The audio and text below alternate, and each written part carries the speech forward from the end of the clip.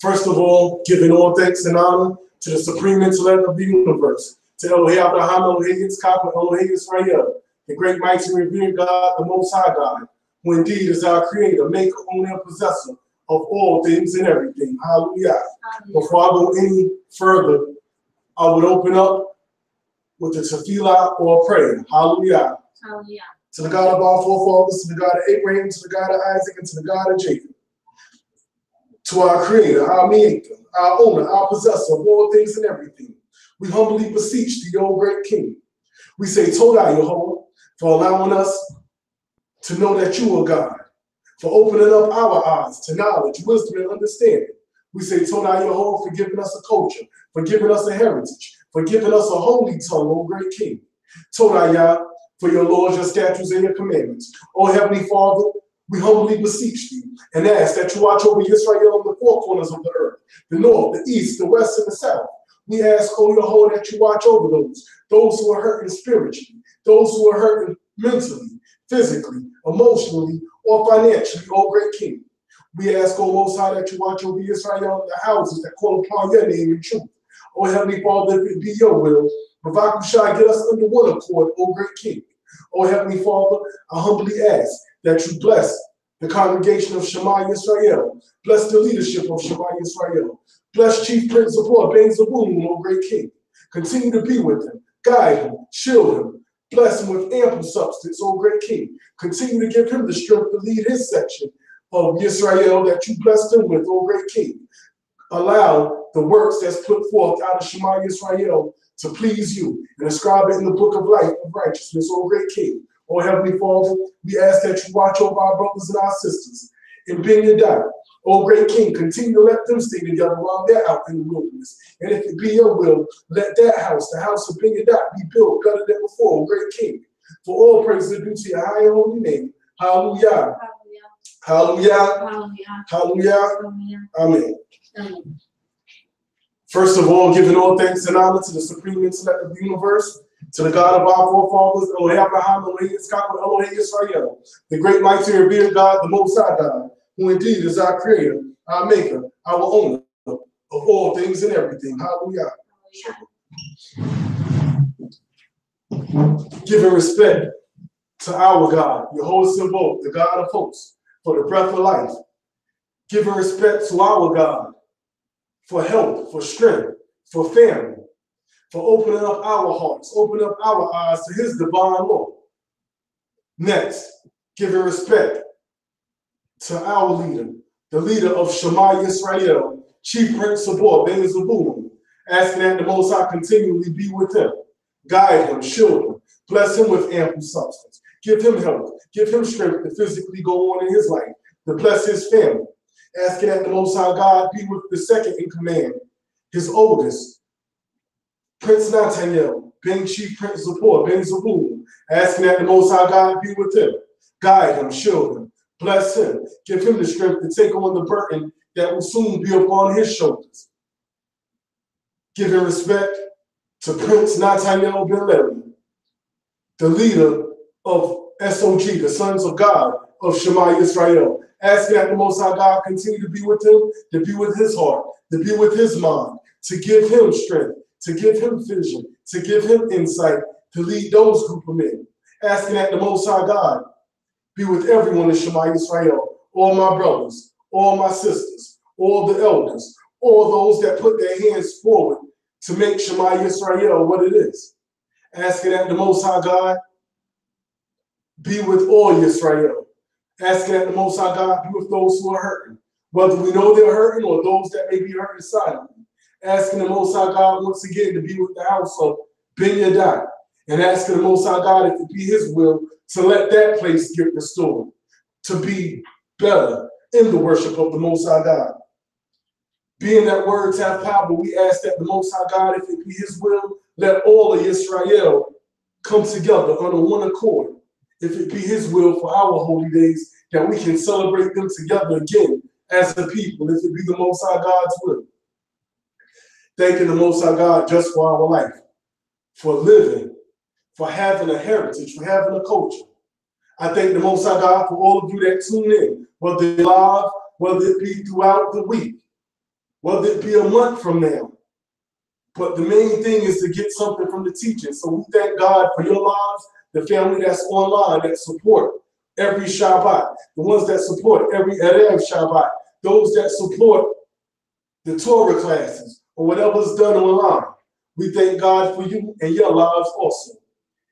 Giving respect to my father and my mother for helping raise me and instill values in me to the best of their ability. Thanking the Most High God and showing respect to anyone that has ever taught me anything, because you cannot forget your teachers. Without further ado, family, I'm going to go into what we're going to do. But first, being that the sun is still up here, today is Siwan the 8th. When the sun goes down, it will be Siwan the 9th. We know Siwan is the 3rd month, the year 5779. Thank you for all those that responded with positive messages for the new moon service. I'm glad that people didn't get confused with it because I did it during the day season. I'm glad that we had an understanding of that. Glory be to the Most High God for that. This Torah portion will be called Naso, which is lift up or census, and that will be in the book of Bamidbar or Numbers. It will start at chapter 4, verse 21. And it will go to chapter 7. The half Torah would be in the book of Judges. I wrote it down, 13, verse 2 to verse 25. And that's the half Torah. Usually, when I come up, you all know that I've done the Torah portion, like I always say, for the last couple of years. This year, I decided that whenever I do come up, I would do the half Torah portion. But today, if you can tell by the title, it's called A Woman's Worth. I'm not going into the half Torah, and I'll get into that later on, why this was upon my heart. Praying that we all get something out of it, and it makes us better with our walk with the Most High God. Thanking the Most High God for my family. Thanking the Most High God for my Nashim, Princess Nishlackyah, Princess Nakami. Thanking the Most High God for my oldest daughter, Nishlackyah, or like we call Nish the second. And thanking the Most High God that she hasn't had a sickle cell crisis in quite some time. Thanking the Most High God for my second oldest, Oksariah. Thanking the Most High God for not letting her have a sickle cell crisis anytime soon. And thanking the Most High God for the life of my baby girl, Nakami. Praying, and I always pray that the Most High God allow them to live up to the names that was bestowed upon them. Now, I've been thinking a lot at how to start this. But first, I'd like to thank the Most High God for all of you that's been putting up with the erratic schedule, late starts. I do the best I can, and usually it's on a Thursday, but because of my schedule, I had to do it today because tomorrow I won't get home until maybe midnight. Thursday, when it's usually done, I won't get home until midnight. So I'm trying to do it the best way that I can. I thank the Most High God also for allowing me to continue to make it in the academy without any injuries, when with the PT and all the other stuff, the practical tests that we're taking, you see them start to drop out like flies from the left, from the right side because of injuries, or some of them just said they had enough and they quit. So I thank the Most High God for hearing my prayers and hearing my voice when I speak to him, and granting me the strength when I ask him to get me through the task that we have to do that day, or to allow me to pass the test. I thank the Most High God for allowing them to show favor towards me as far as the Sabbath. You have some that's upset, but for the most part, people understand and they respect it. And I thank the Most High God for that, because you always speak to the Most High God and ask the Most High God to go before you. But we will start the lesson now. It's called A Woman's Worth. And the way that this was inspired was a couple of weeks ago, maybe 3 weeks ago now, maybe a month. I don't even know if it was a whole month. But as you all know, we got hit by a tornado in Greensboro, which was something that we've never experienced before. But we got to experience it, and we're allowed to talk about it. You know, we've never seen one, but when a tornado comes, you think it's a train, and we live by the train tracks, and you hear a whistle, but it's not a train, it's just the wind. And you know how you get the warnings on the phone that tell you a storm is coming? This warning was different because it said, take cover now, which is something we've never seen. And just as soon as it said that, you've seen the power line explode and everybody runs in the basement, and it doesn't last long. When we came back upstairs, everything changed for this section of Greensboro. Our home got hit. Some shingles got taken off the roof. The fence around the house is totally gone. Trees were knocked down. My vehicle was damaged. But all in all, the Most High is good. Shoot, the internet is still shaky. But when you go outside and you see that 2 doors down, across the street on the corner, homes are completely gone. Brick homes, the foundations, homes that you just seen built are no more. Car lots where cars are completely damaged. To this day, when you pass by, you still see people trying to build and start all over. We seen people collecting food for people. Even on my job, they are collecting food for people. You see people out there working still to this day, trying to recover. And it only lasts a couple of seconds. But I thank the Most High God because it could have been a lot worse for us. It was bad for us because it was cold. We didn't have power for 4 days. But the Most High God seen us through. But the thing that stood out the most to me and why this lesson came to me, a woman's worth, is because with the situation, when we came up and everybody was outside and didn't know what to do. Because like I said, we had, if you see my yard, big trees, top, neighbors' homes lost across the street. Some people lost everything. And despite all of that, I'm outside looking like, man, what are we going to do? The first thing I noticed that Nishlackyah and Nakamiya did, you seen Nishlackyah waddling across the yard because she's pregnant. You seen Nakamiya, she's short with her skirt in her hand, so it went and dragged the ground, running across the yard. And I'm yelling out, what are you doing? Because a tornado just hit and we don't know what's getting ready to happen. And I hear them yelling that we need to check on the elders. We need to check on the old people in the neighborhood. Because next door I have an elderly man, and I think the next house beside that, it's elderly people also. And that touched me, and that will always stick with me. And at that point, I realized, man, I'm up there worried about vehicles and so forth, and they're considering the elders. I'm thinking about the house and the damages and making sure that we're okay, and they're already taking off, thinking about other people in the neighborhood. That next day I had to go to work, which was rough, but thank God because of the uniform, they actually let you get through places and so forth, and they accommodate you. But I didn't know what would happen when I got back home because we didn't have power. Like I said, it was cold. When I pulled up from work, I seen Nishlackyah, Nakamiya, and the children on the porch. And what they were doing was cooking. They were trying to cook the food. They went out and brought a grill and started cooking the food so it wouldn't spoil, or they tried to use as much of it every day as possible. With that grill, they were out there with hoodies and jackets on and had the girls dressed hoodies, jackets, because like I said, it was cold.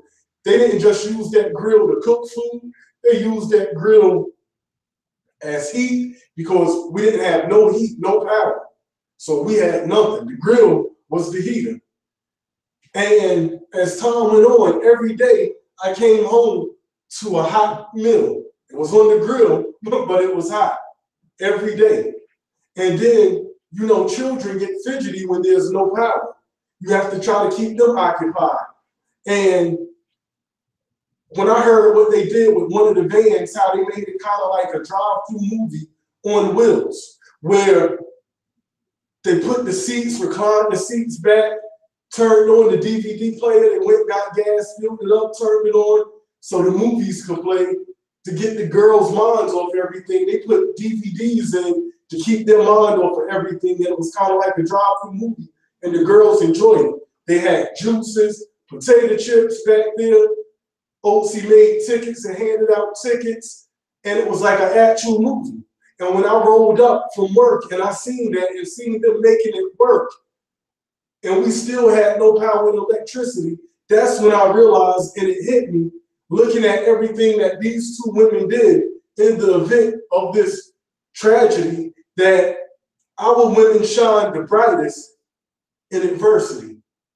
When things are going down and we are at our lowest point, there's something in our women that allow them to take it to another level to pull their families through. When things are down, a God-fearing woman, our women have a certain spirituality that just turns on, that pushes us through.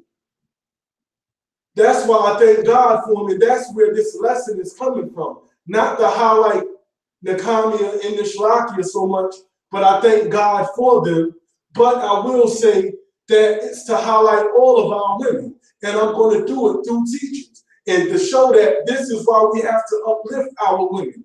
This is why we have to breathe life into our sisters. This lesson is for the sisters, but it's also for the men. Prayfully, that when you hear my words, you will look at your wife. You will look at your wives in a different way. Sisters, when you hear this, it will give you strength to carry yourself in a different way.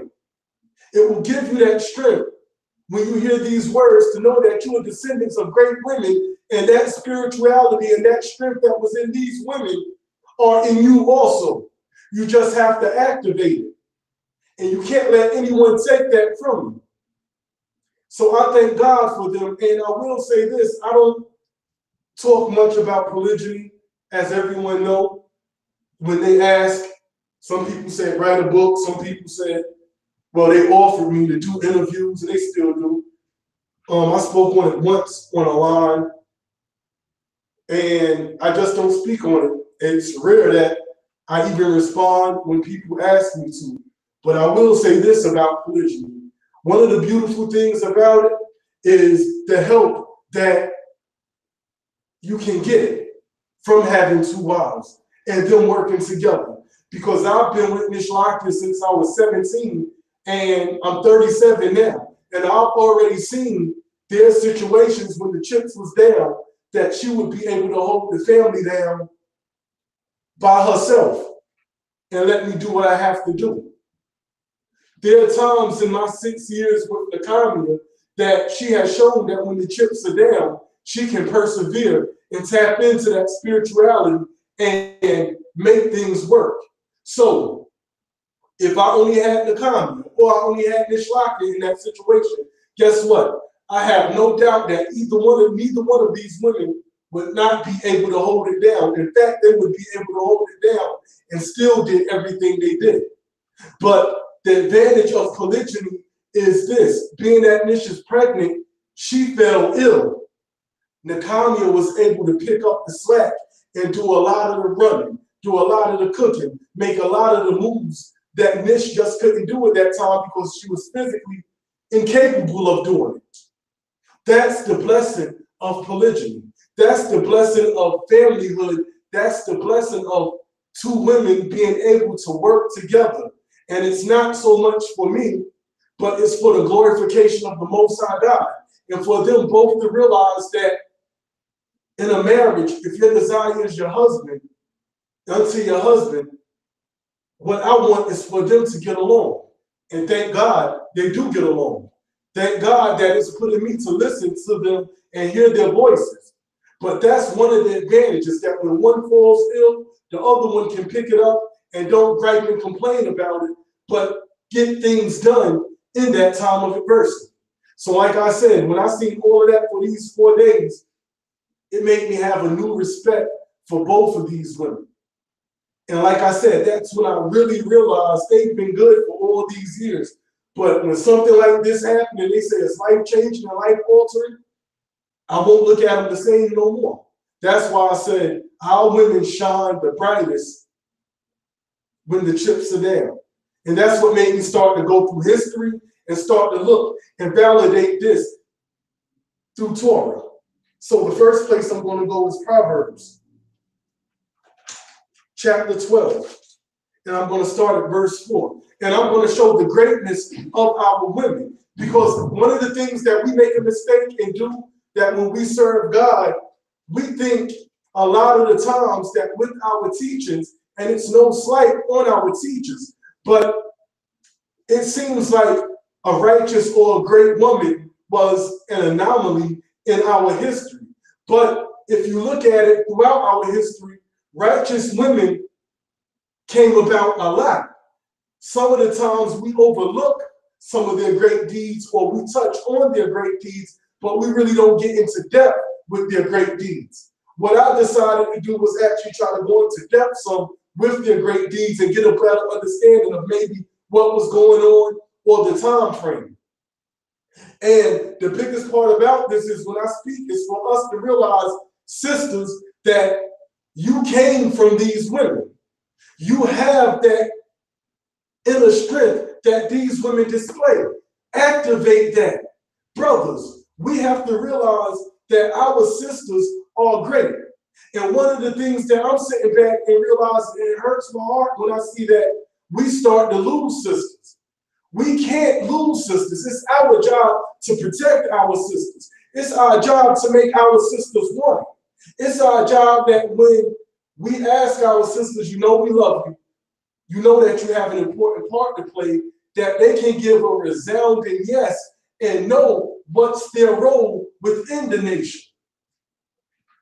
We have this set idea of what a woman's role is and what a man's role is within a nation. But I tell you this, righteousness does not have a gender.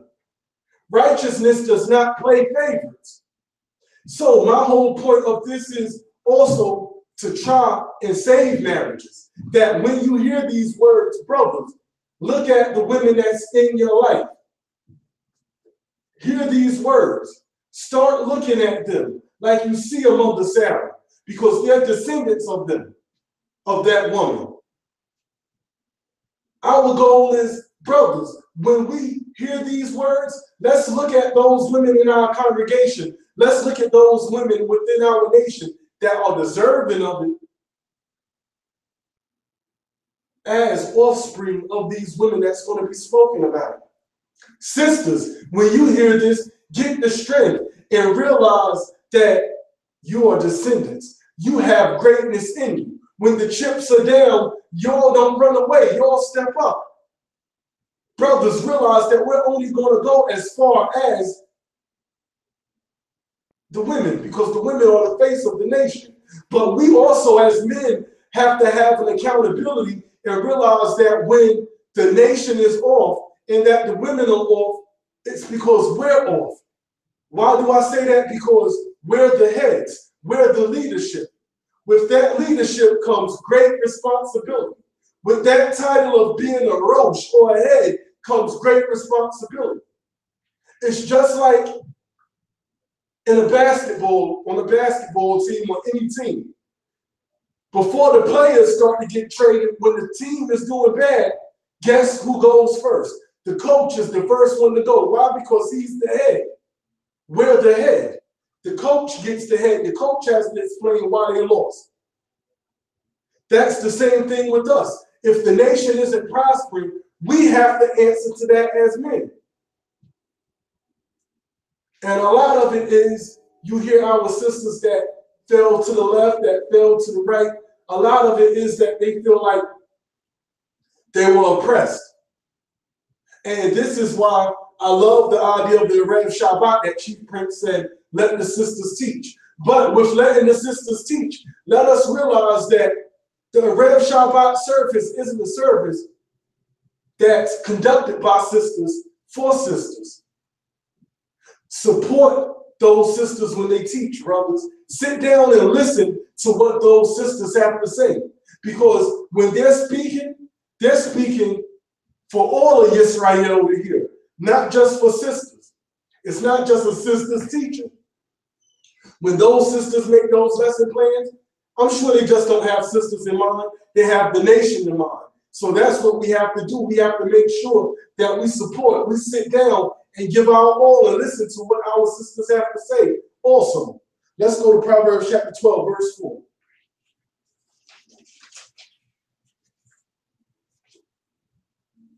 Proverbs chapter 12, verse 4. Hallelujah. Hallelujah.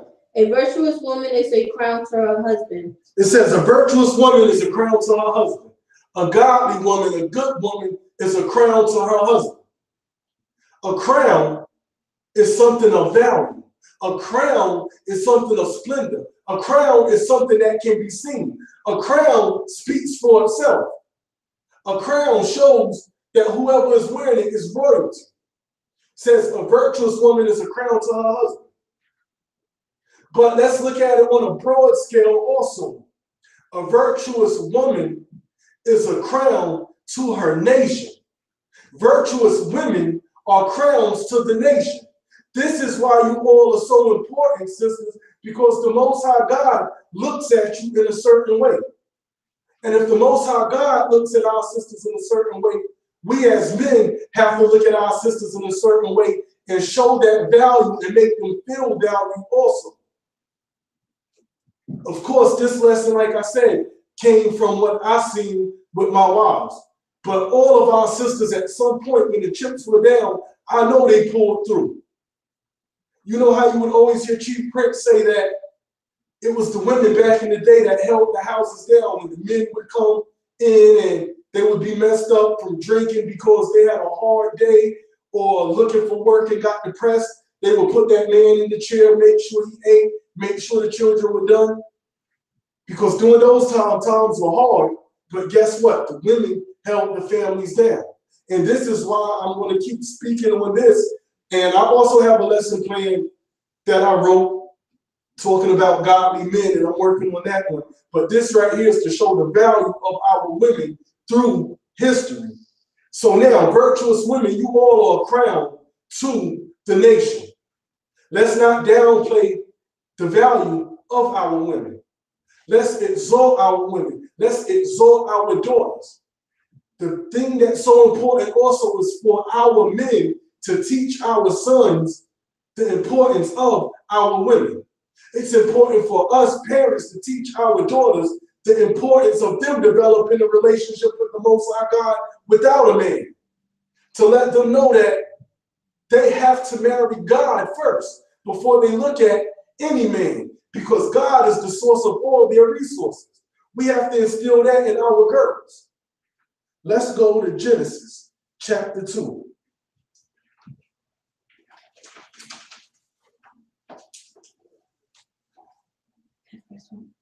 And we're going to start at 18. And we're going to start from the very, very beginning in Bereshit, or the beginning. This is verse 18. Genesis chapter 2, verse 18. Hallelujah. Hallelujah. And Jehovah God said, "It is not good that the man should be alone. I will make him an helpmeet for him." Now, right here it says, and Jehovah God said, it is not good that man dwell alone. So it's not good for man to be by himself. This is something that we know. Now, this is what we have to realize. It doesn't make a man weak to say that I feel incomplete if I don't have a woman, or they have a desire to be a husband. This society also with our sisters looks at it funny if a woman says, I need a man, or my desire is to be a wife. This society makes it seem like that woman is weak, but in all actuality, she's not weak, because it's not good for man to dwell alone. It's not good for the physical man to dwell alone. It's not good for mankind to dwell alone. So of course, that woman is going to have that feeling of, guess what? I feel incomplete without my soulmate. I feel complete without a husband. Because you have the male species and you have the female species. Once they come together, they make a whole. That's why it's not good for a man to dwell alone. That's why it's not good for a female to dwell alone. And that's why it doesn't make a sister isn't weak for saying that she wants to be a wife or that she desires to be a wife. In nature, if you look at the penguins that's ostracized or outcast are which ones? The ones that can't find a mate. Those are the ones that the penguins put to the side when they huddle up, because a lot of penguins are social birds when you look at the penguins. And a lot of the times when they reproduce with the same male and female every year, unless it's a death or something happens. And then it says the female bird realizes that she still has to produce, and then she will get another mate if that mate does not come. But the ones that are outcast and set to the side are the ones that are single. Those are the ones that are put to the side and looked at as funny. So I guess the birds or the penguins are saying, well, what's wrong with that penguin that they couldn't get a mate? So it doesn't make you weak, sisters, to think or have that yearning to be a wife. It's a natural feeling. Brothers, it don't make you weak to say, look, man, I need a wife. I want a wife. Because it's not good for man to dwell alone. Why isn't it good? Because we need that balance. That woman needs that masculine energy. That man needs that feminine energy. We balance one another out. Continue to read. And out of the ground the Lord God formed every beast of the field, and every fowl of the air, and brought them unto Adam to see what he would call them. And whatsoever Adam called every living creature, that was the name thereof. And Adam gave names to all the cattle, and to the fowl of the air, and to every beast of the field. But for Adam there was not found an helpmeet for him. And Jehovah God caused a deep sleep to fall upon Adam, and he slept. And he took one of his ribs, and he closed up the flesh instead. Now, Adam looked around and realized he didn't have a helpmeet. The Most High God, in his infinite wisdom, put Adam to sleep. And he took one of his ribs to form Eve. Now, we've heard this before, but I'm going to reiterate it, the importance of a female with creation. For the males to hear it and realize what they have in their lives, but also for females to realize the power that they have, the worth that they have in our life when they marry us, but in their life when they're alone and being part of a nation. So we're going to look at it from the marriage aspect, and we're going to look at it from the point of if you're not married, and look at it with the national aspect with nationhood. And it's been broken down so many times before, and it's a beautiful breakdown, and I agree with it, about Eve being taken from the rib. Why did the Most High God use a rib? And what does the rib represent in the function of the rib? The rib, as we know, have three important functions. We know those functions are protection, support, and respiration. Let's talk about protection first. The ribs protect. What do they protect? The heart, the lungs. A good woman, she protects her husband's heart. A good woman supports her husband. Good women within the nation support the heartbeat of that nation. They support and protect the lungs. They allow the nation to keep thriving. This is what we have to realize. That's why it says a good woman is a stronghold against death. Because that good woman protects her husband. Even if it's not with physical strength, her words can protect her husband, to calm him down, make him bethink himself and think twice in something that he's going to do. So our mother Eve was made from Adam's rib. The functions of the rib is, once again, protection, support, and respiration.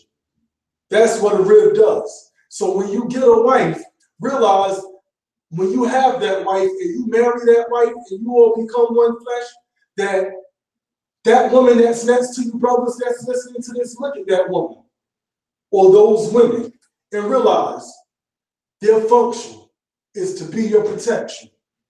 Their function is to be your support, which is what? That help me.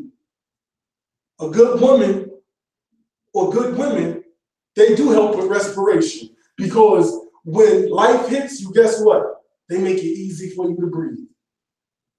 Sisters that are alone, that's okay. You have an important part also within the nation, because it's you who represent as the face of the nation. We only go as far as our women. It's you that protect the name of our congregations. Because when those holy days come, guess who has those pots going? Guess who's breaking their back doing the cleaning and still being mothers? That's protection of the name of a place or of the nation of a place.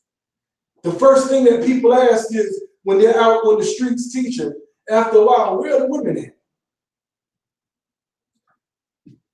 Sisters within the nation, your support is great. It's you that breathe life into the nation. It's you that breathe life into that congregation. That's why we push so hard that we say we need our sisters. We need our sisters to back us, because they go above and beyond. They have an extra gear that when we're asleep, they keep pushing. And I can attest to that, because they be tired just like I'm tired, but I can't move any further. And they're tired just like me. But I see Nishlackyah, and I always ask them and tell them, y'all have something in you that I just don't. Y'all have that ability to keep going. I don't know what it is, but they do. And then that respiration. Like I said, the functions of the rib. Good women make it easy for us to breathe. Just like our ribs support and protect our hearts and our lungs, it's the same thing that a good woman or good women within the nation and within a marriage do. Because when things get hard, they step up. Guess what, men? We're allowed to take a good deep breath. That's why those within my words, brothers, look at the sisters in your midst. Not only your wives, but look at the sisters in your congregation. Let's look at the sisters within the nation that we know and realize what we have in the midst of us, because the Most High God has put them in our lives for a reason. So once again, let's build them up. Sisters, take heed to this message. Even my daughter, realize that you are important, an important factor within the nation. Because the nation is not complete without you all. Your value is great. What we have to do is make sure that you feel valued. And to keep it 100, if they don't feel valued, it's our fault. That's something that we have to work on. That's where communication comes in at. We can't take offense if a sister or sister say we don't feel valued. Guess what? We have work to do as men. If your wife says she don't feel valued, don't get upset. Work on it, because God gave that gift to you. Women are a gift from the Most High God. Our wives, but even just the spirituality that they have within them to keep a nation together. Let's go to Exodus chapter 2. No, Exodus chapter 1 first.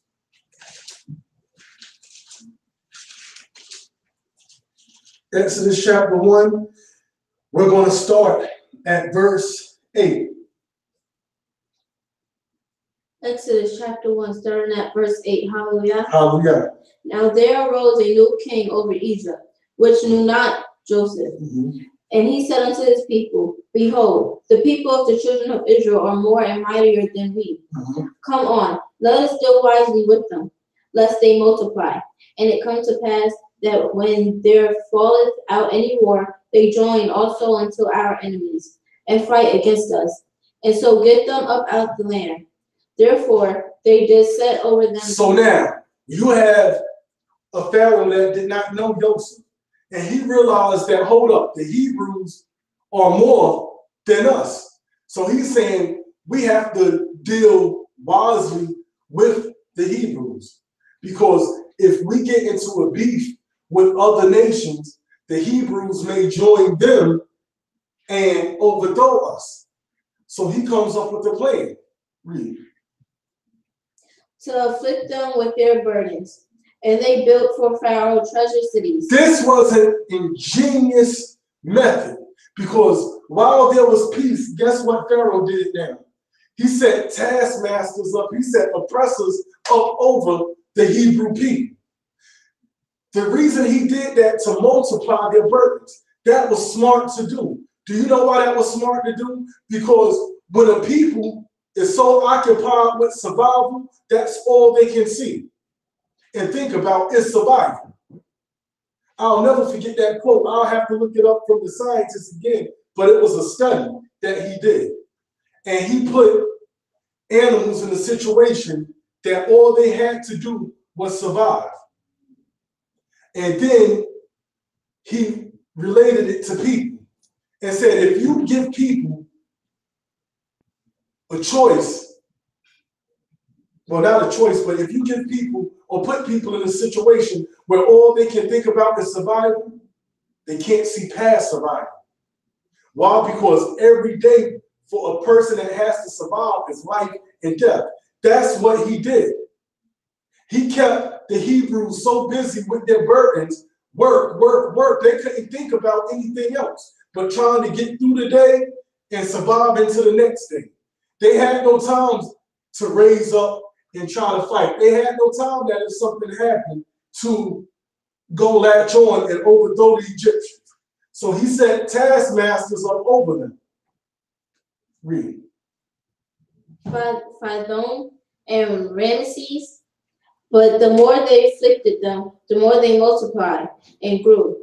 And they were grieved because of the children of Israel.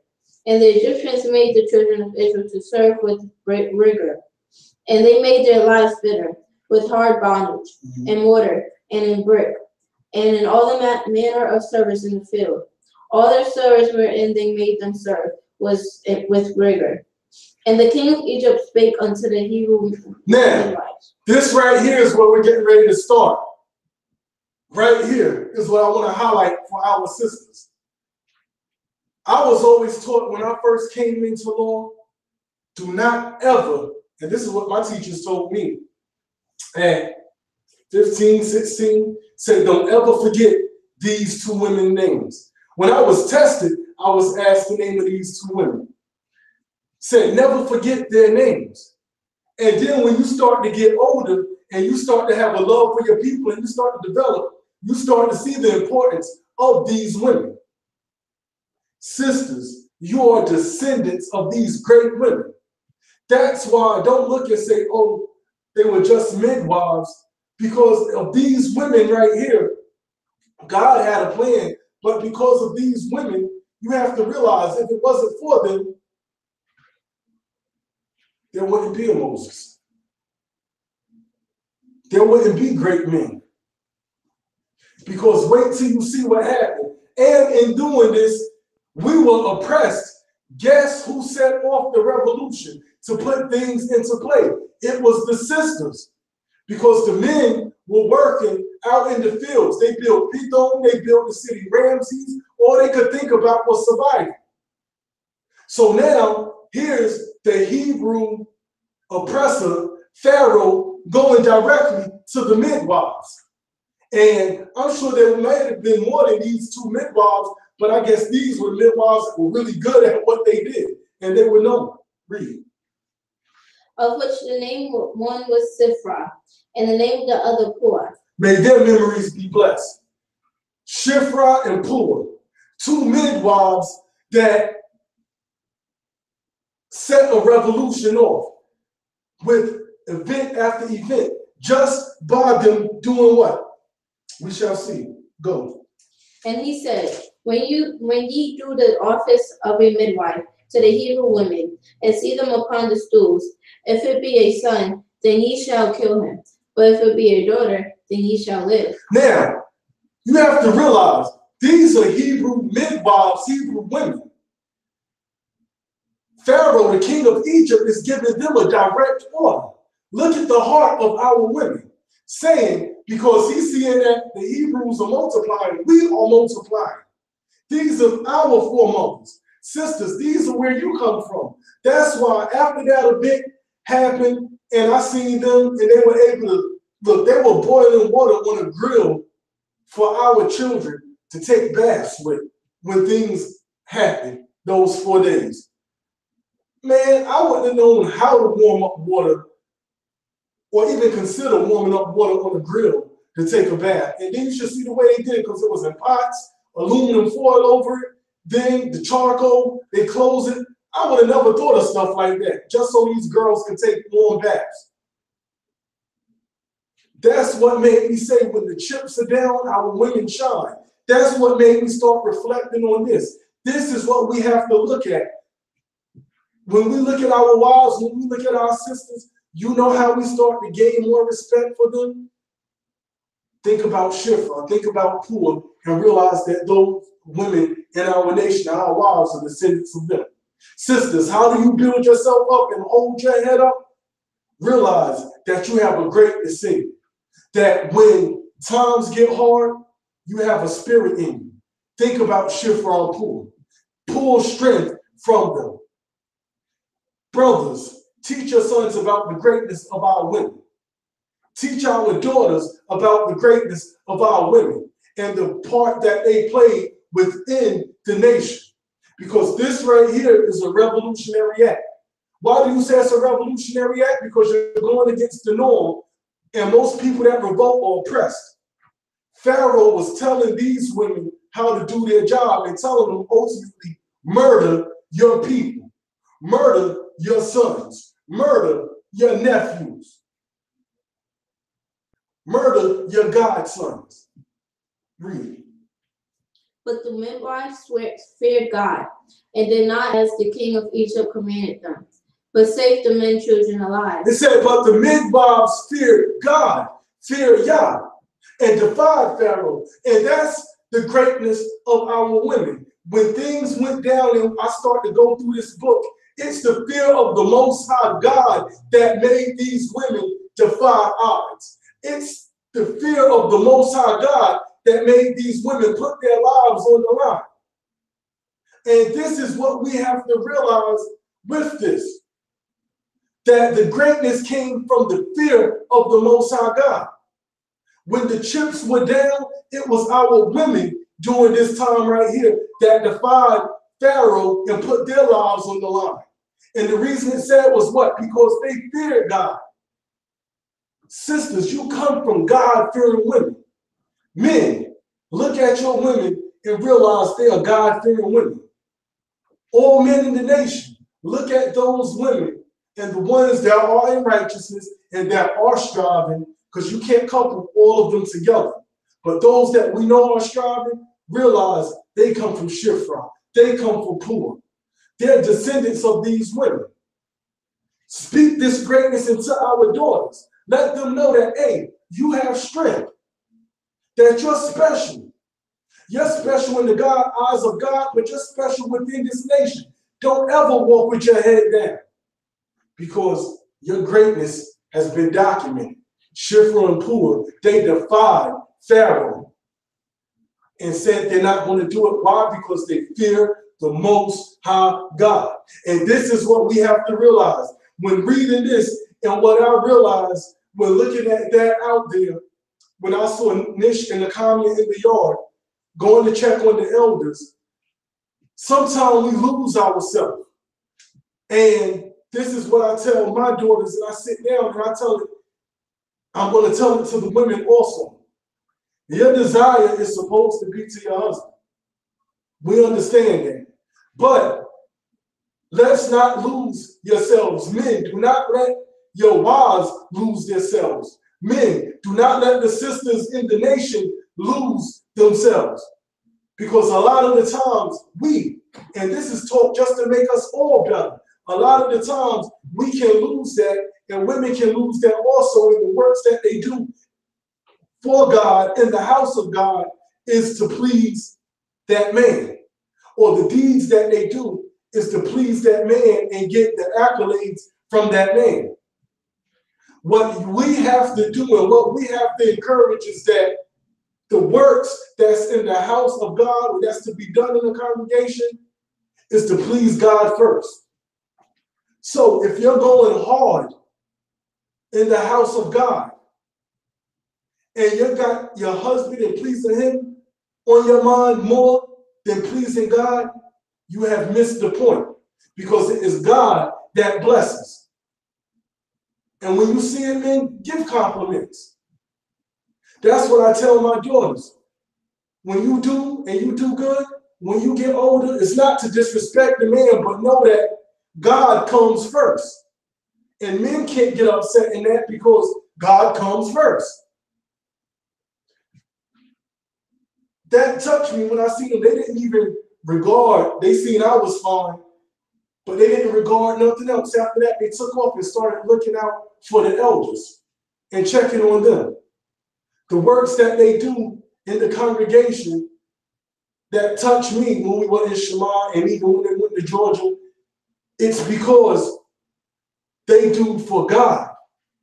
Because when I speak to them and I have my personal conversations with them and the stuff that they do, even for people, it's not to please me. A lot of the times they say, this is what Yah would want, or this is what God would want, or this is godly. So I'm thankful that they respect me, but they put me second to God. And the works and the efforts that they do is for God.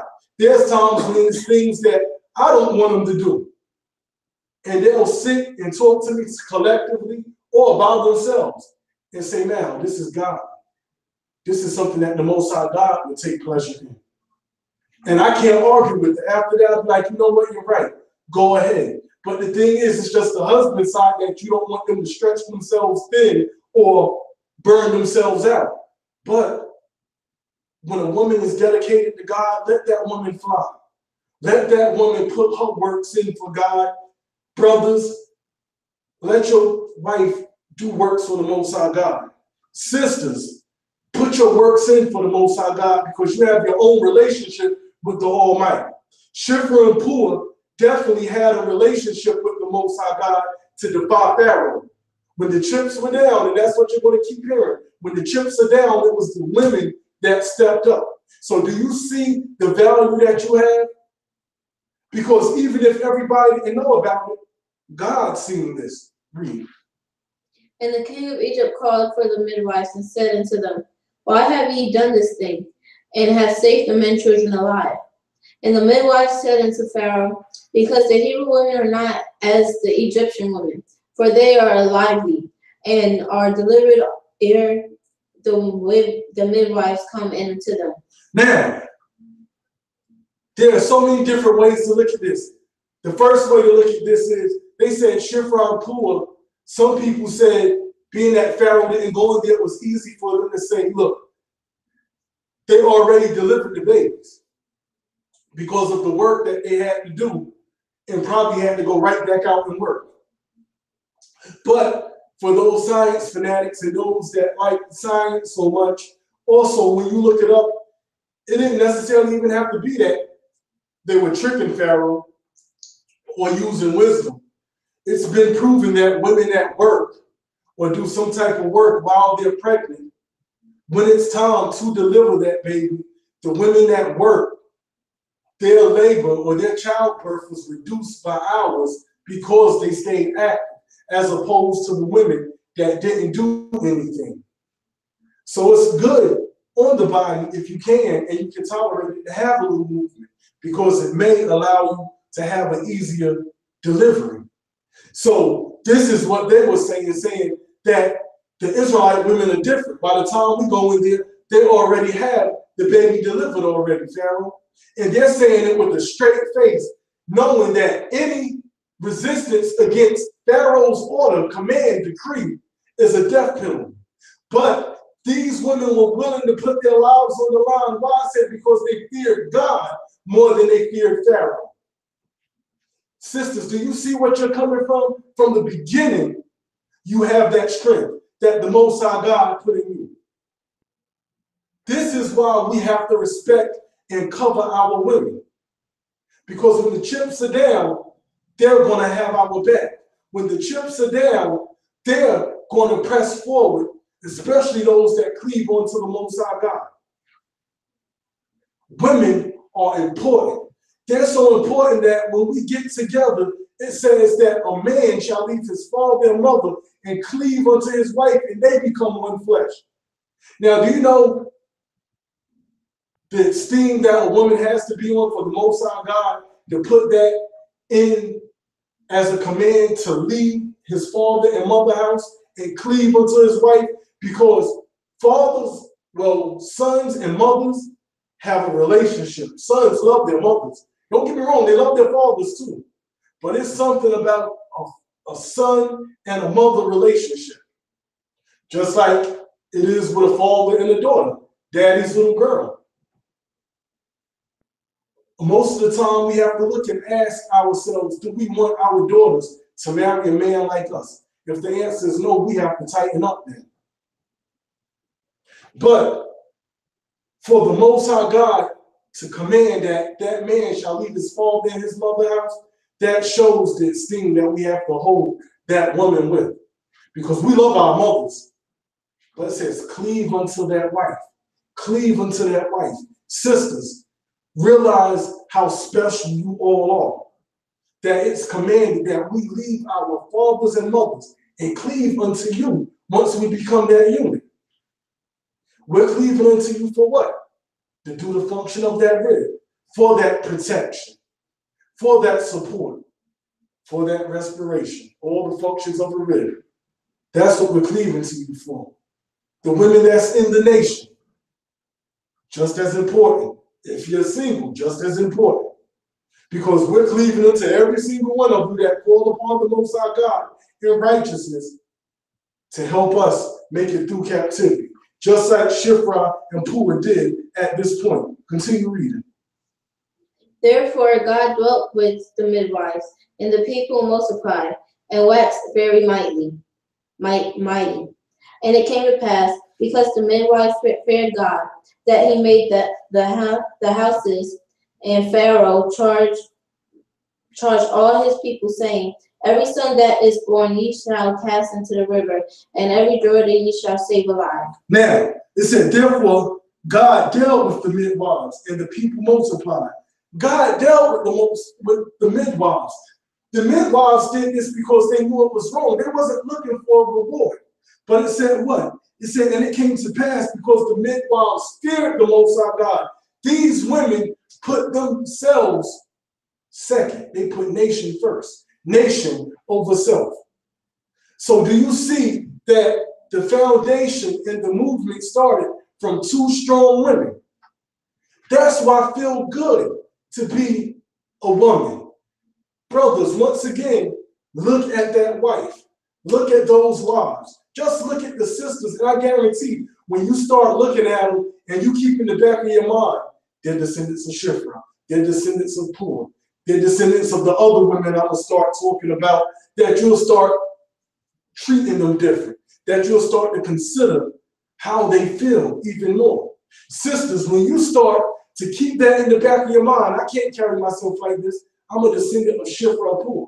Or I can't be treated like this because I'm a descendant of Shiphrah or Puah. You will elevate yourself and walk higher and watch how, because just like Shiphrah Puah said, because they feared the Most High God. Because you feared God, watch how your spirituality opens up. Once again, our women shine the brightest in adversity. This was adversity right here because they had to buck Pharaoh. It don't get no realer than that. That they knew that them bucking Pharaoh would cost them their lives. May their memory be blessed. Let's go to Exodus chapter 2, starting at verse 18.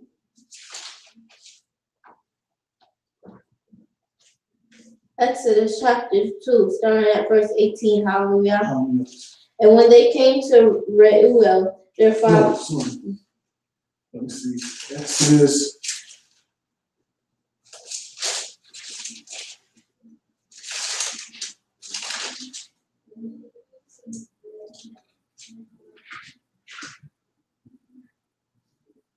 Let's go to Exodus chapter 2, starting at verse 1. I'm going to reiterate that now, because it said, and there went a man of the house of Levi. What you read it? No. And there went a man of the house of Levi, and took a wife to a daughter of Levi. And the woman conceived and bare a son. And when she saw him that he was a goodly child, she hid him for 3 months. And when she could not no longer hide him, she took him for him an ark of bulrushes. Now, the baby that is talking about, everybody knows that this is Moshe Rabbeinu. May his memory be blessed. But what we're going to highlight is his older sister, Miriam, at this time. Continue. And daubed it with the slime and with pitch, and put the child therein. And she laid it in the flags by the river brink. And his sister stood afar off, to wit what would be done to him. And his sister stood afar off to see what would be done to him. So now this is Miriam watching to see what would be done with her younger brother at this time. So Miriam is watching and she knows what's going on. And at this time, you best believe that Amram, Kevin, they're speaking the word of the Most High God into Miriam at this time. She knows the situation. She knows the decree that was put out. That's why her brother had to be hiding at this time. Read. And the daughter of Pharaoh came down to wash herself at the river, and her maidens walked along by the riverside. And when she saw the ark among the flags, she sent her maid to fetch it. And when she had opened it, she saw the child, and behold, the babe wept. And she had compassion on him, and said, "This is one of the Hebrew children." Let's highlight this now. It said she had compassion on him. Who's this talking about? This is Pharaoh's daughter. So now, even though God is in the plan, this is still a woman that knew in her heart what her father was doing wasn't right, and she had compassion on this Hebrew child. So now, once again, we see another woman standing in adversity, and even though that was Pharaoh's daughter, once a decree was passed historically, when you look at it, family members didn't get an exception. So if she was found out having compassion on a Hebrew child, guess what would happen to Pharaoh's daughter at that time? Pharaoh's daughter would have got put to death. But I'm just showing you that even though this was an Egyptian woman at this time, that women, not just Hebrew women, but there's something in women that's innate, that when the chips are down or when something isn't right, a lot of the times they will put their life on the line. When they believe in something, they stand on it. When the chips are down, once again, you really see a woman's worth.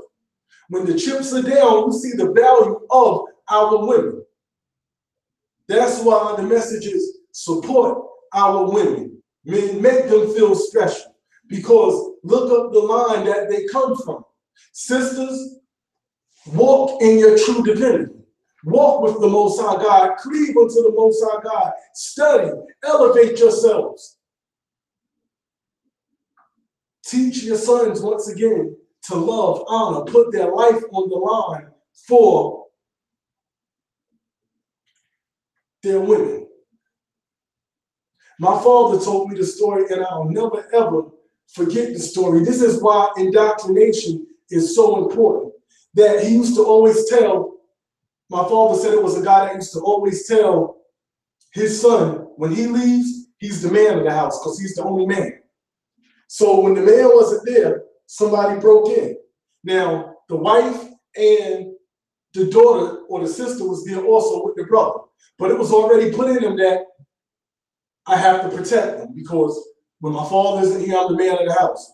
But when the robbery took place, it was one of the saddest stories I've heard. The little boy jumped in front of the knife to protect it. Was either his mother or his father. Or his sister. So that was the indoctrination put in, that he knew he had to put his life on the line. So let's indoctrinate our boys to respect and love and cherish our sisters. Sisters, mothers, fathers, let's indoctrinate our girls to tell them that when times get hard, you cleave unto the Most High God. And show them that they have a particular strength. They have a particular role within this nation to uplift this nation, a responsibility to uplift this nation. They are important. And once again, like I said, it's not an anomaly to find a righteous woman throughout our history They were all throughout the book, and we're going to get deeper into Miriam. But the first thing we notice with Miriam is that what? She stood afar off, and she watched, and she saw that Pharaoh's daughter had compassion. Like I said, let's not take away from Pharaoh's daughter having compassion, because, like I said, her going against her father could have been a death penalty. It was something in her, and we know God is in the play that had compassion. Let's read. Then said his sister to Pharaoh's daughter, shall I go and call to thee a nurse of the Hebrew women? Let's look at little Miriam at this time and how great she was. So when she seen that she would have compassion, she went up to Pharaoh's daughter and said, hey, do you need a midwife to feed this baby? Of course, Pharaoh's daughter, we know, says, go get somebody. So now, Miriam, little Miriam, she's smart, goes and gets some mother. Says, hey, Moses is okay, or my brother is okay. Pharaoh's daughter wants you to feed the baby, and you'll get paid for it. She had time with it because she had to return the baby back when what? When it got weaned. So she got paid to feed her own son. But let's look at little Miriam at this time also and see her greatness. That it was her that said, hold up, now I see this, let me go get my mother. She didn't panic. So you start to see there's something with Miriam also. She's smart. She has some wits about her. She's fast on her feet. And we're going to keep going into Miriam's life for a second. Let's go to Exodus chapter 15.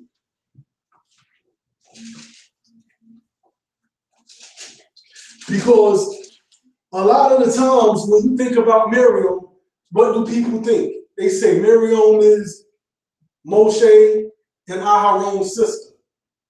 But she made a name for herself. We know that there will be nobody like Moshe. He was a prophet. Aharon was the mouthpiece. Aharon was the priest. But Miriam was a prophetess also.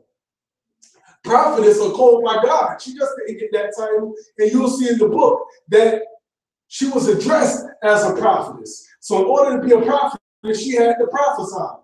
She had some sort of rank within our nation. You just couldn't go up to Miriam any type of way and say anything to Miriam. And this is how we have to look at it with our sisters. We have to make sure that nobody can walk up to them and say any old thing to them any kind of way. Brothers, life and death are in the tongue. We have to make sure, even in our anger, we watch what we have to say. And I have to learn that also. And like I said, right now this lesson is on a woman's worth. I'm working on one with the value and the importance of a God-fearing man also. But this right now is needed, and like I said, it was on my heart because what they did and how they did just for those 4 days, like I said, I'll never be able to look at them the same. And I said, being that words have life, it's only right that we breathe this life into our daughters. Hopefully these words that I say will click within our brothers and those that are having problems or those that may have ran with rigor will reconsider, and we can save marriages also, because a marriage is the cornerstone of a nation. So now let's look at Miriam and what's going on. Let's go to Exodus chapter 15, and we're going to start at verse, let's start at verse 20. Exodus chapter 15, verse 20. Hallelujah. Hallelujah. And Miriam, the prophetess, the sister. See where we come from, where you sisters come from? Miriam, the prophetess. So when I look at my daughters, guess what? I look at them and say, they're descendants, and I keep it in the back of my mind now. They're descendants of prophetess Miriam. When I look at my sisters in the nation, those are descendants of prophet Miriam. We have to protect them. We can't oppress them. We have to make them feel loved. We have to make our wives feel loved. Why? Because they're descendants of these godly women. They have the same DNA inside of them. Like Kendrick Lamar says, he has royalty inside his DNA. We have royalty inside our DNA. Our sisters have this royal bloodline, a descendant of a prophetess. You don't know what our women can be if we breathe the life and we cultivate that in them. So let's breathe life into them. That's what this whole lesson is about, because I'm telling you, I'll keep going back and you're going to hear it a lot. When the chips are down or when times are the hardest, watch how your women, or the women in the nation shine when the chips are down. Continue. The sister of Aaron took a Now, do you see it said what? Miriam the prophetess. It addressed her by her title. To let it be known, why did it say that? Because a lot of the times when we think about Miriam too, the first thing we think of is, oh, she spoke bad against Moshe and she was turned into a leper. That was a mistake and she was wrong for it and she got punished for it. But it doesn't negate the fact that she was an actual prophetess within the nation. That's big. There was a female prophetess within the nation. So who's to say any of our women can't reach those high levels? And that's why I love what's going on in Goshen. Everybody talks about Goshen, Goshen, Goshen, Goshen. But the intricacies of Goshen, and one thing that Nishlackyah says, and I love, is that he lets women be on the board. Because there's a balance. We need a balance in energy. Because sometimes women will say things and interpret things differently than you. Make sure it's a woman of renown. Make sure it's a God-fearing woman. Make sure it's a woman that knows her scriptures. And they're getting put in places that they have say in the upliftment of a community. And that they will have a title within that community. That's a beautiful thing. That's what we strive for. That's what breathes the life into our women, because our sisters have to be able to have something that they can relate to, someone that they can relate to, someone that they can look up to, something that they can strive for. Strive, sisters, to be like Shifra and Pooh. Strive to be like the prophetess Miriam, because it's already in you. Don't let anyone take that from you. Activate that spirituality. If you're weak, I pray that this lesson gives you strength. That when you look in the mirror, you can say that I fear God. Let me get closer with my walk with God, because my walk is my walk. Let me go all out for the Most High God.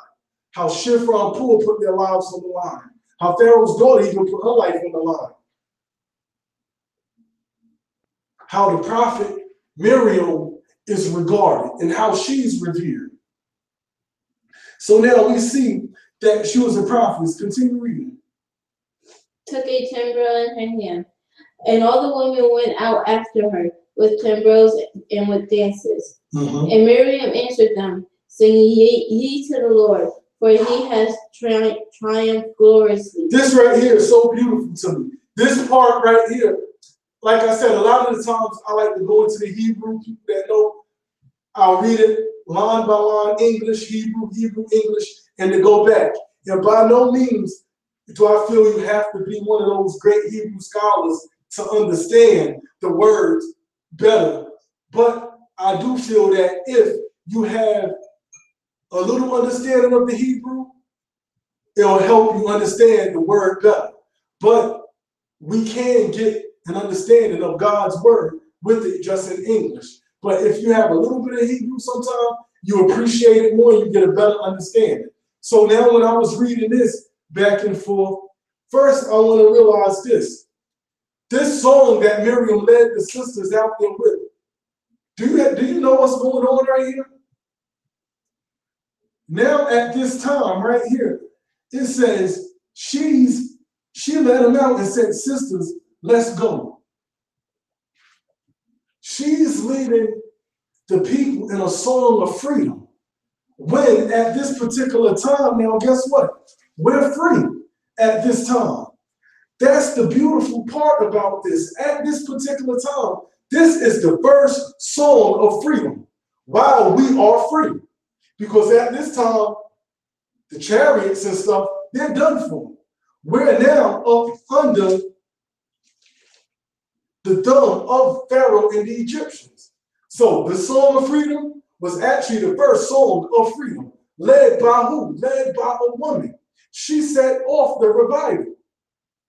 Then something that was so deep that I read, and it's not proven, but it said that Miriam and the women had so much faith in this time when they were going against Pharaoh that when they were walking, it said that Miriam and the women knew that something great would happen. So they already had their drums prepared at this time that when it happened, they were able just to grab them and start singing.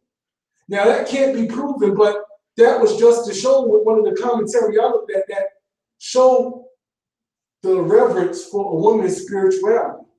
But one thing I can say, and that I noticed when I was reading this, and I'll read it in Hebrew also. So it's Exodus chapter 15, verse 20.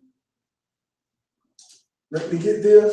Because there was something that stood out. And I pray we all get an understanding of it, and it helps us, and I pray we consider. Also, like I said, this is just my understanding, and it's something for debate. I like to have our people think because our women and men are wise. But Exodus chapter 15, I'm going to start at verse 20. And it says, Wata'an lahim Miriam Shiru. So now, with that, what we're saying is Miriam the prophetess, Miriam spoke unto them, sing to Jehovah. So now let's break this down. Exodus chapter 15, verse 20. Let me get there. 21. Wata'an lahim Miriam Shiru. The words that stood out to me right there was the way that she addressed them. When she gave the command to sing, she said, Shiru. Hebrew has masculine and Hebrew has feminine also, just like most foreign languages. English is really like the only language that doesn't have gender to it. But most languages, you have a way to address a male, you have a way to address a female. Now, when she said Shiru, it stood out because Shiru is sing, but it's masculine. If she was speaking to all women, she would approach it as Shiri. Shiri is sing for women. Shiru is sing for men. So now, see, the one or two things that when I was reading this in Hebrew and it took place, because I started delving more into the life of Miriam, is that when she addressed them in the masculine sense, it's either one, and this is what I like to lean to, because then I had to read it again, and then I started going into commentaries, because I didn't just want to think I was bugging out. And thank God I did find one commentary on it that said the reason that she addressed them as with that word Shiru instead of Shiri in the masculine is because at that time women were on the level as men with spirituality. Now that's not far off. That's not my understanding of it because gender doesn't have, righteousness doesn't have a gender. But I will say this: there are rules. In order for her to address them in the masculine, it's just like anytime there is a male in the room in Hebrew, you speak in the masculine. It could be one man and 50 women, you address it in the masculine. For example, you have Yalda, which is girl. Yaled is what? Boy. But if you have a bunch of children together, boys and girls mixed, how do you address them? You address them as Yeledim. Yeledim, children. You address them in the masculine sense. Yaled is boy, Yalda is girl. But if you have a group full, you address them as Yeledim. Now, with her addressing that in the masculine sense and saying Shiru, what I got from that is, even though it's talking about the women dancing and singing, there had to be some men within earshot or in presence where they participated also. And then you have to think about it, why wouldn't they participate? They just watched Pharaoh's army get obliterated at this time. And this is what we have to think about. This right here was a great great, great, great miracle that took place. The men aren't going to sit there and be stone-faced while the sisters are singing, because they're happy that God saw them through it also. So that's why she spoke and addressed it in the masculine, even though it says women, it said shiru, sing, in the masculine sense, because those are the women actually leading the worship service at this time. So there are things that women can't lead. The women led this worship service, and from reading it, I really feel that with the situation that took place, men had to be partaking in it. So Miriam, may her memory be blessed, she had a lot to do within her life also. And now without, well, the next thing I want to go to is Micah, chapter 6. Micah chapter 6, starting at verse 1.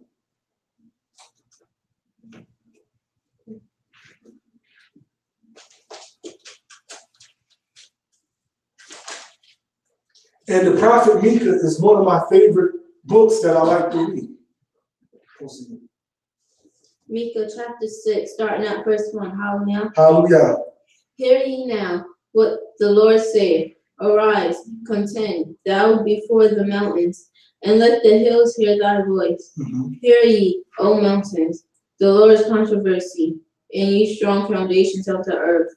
For the Lord hath a controversy with his people. Now, this is Micah speaking, saying that the Most High has a controversy with his people because of what we were doing. But the Most High gave us an opportunity to say what our quarrel is with him. Read. And he will plead with Israel. O my people, what have I done unto thee? And wherein have I wearied thee? Testify against me. For I brought thee up out of the land of Egypt, and redeemed thee out of the house of servants.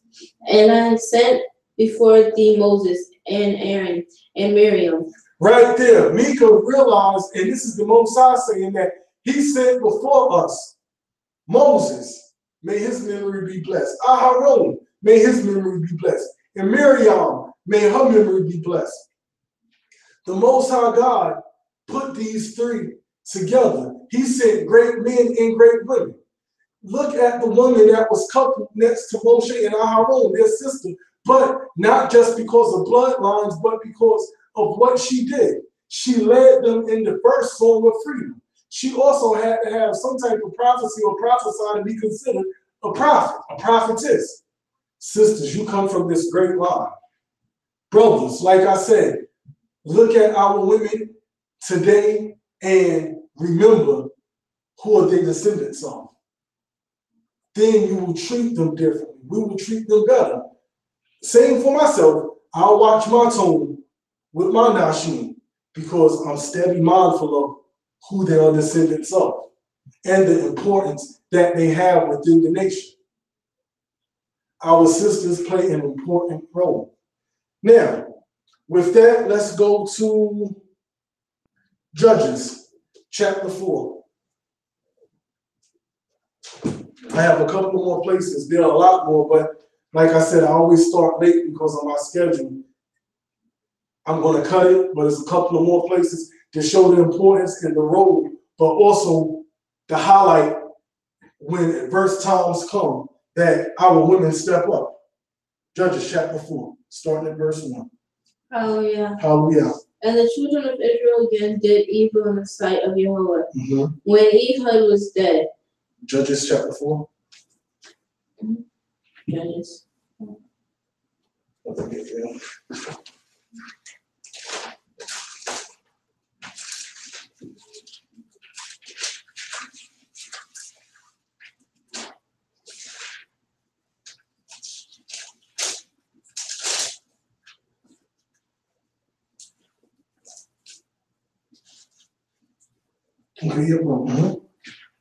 When Ehud was dead, and Jehovah sold them into the hand of Jabin, king of Canaan, that reigned. So now, at this time, we're up under another oppressor, Jabin, king of Canaan at this time, who reigned in Hazor, the captain of whose host was Sisera, who dwelt in Harosheth in the nations. So now Sisera, he's the captain of the host of Jabin's army. In order to be the captain of the host, you had to be a tough guy.